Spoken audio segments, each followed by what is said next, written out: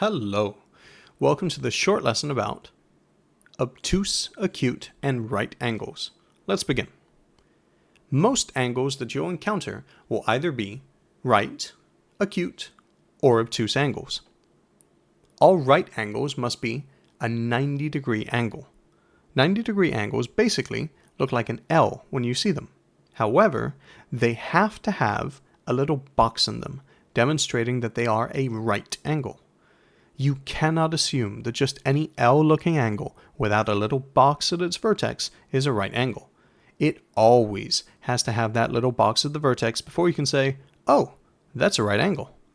So, whether small, large, or rotated, as long as an angle looks like an L and has a little box at the vertex, it's a right angle. Next up are acute angles. Acute angles are any angle smaller than a 90-degree right angle. So essentially, any angle measurement from 1 degree all the way to 89 degrees would be an acute angle, whether those angles are small, large, or rotated. As long as they have measures that are smaller than 90 degrees, they're acute angles. Next up, you have obtuse angles.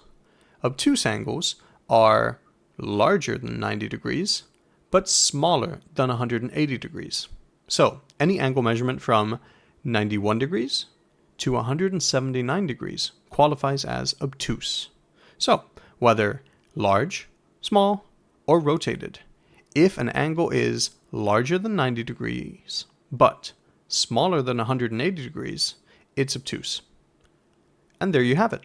Now you know the difference between right, acute, and obtuse angles. I hope this video helped you. If you found it useful, don't forget to like and subscribe.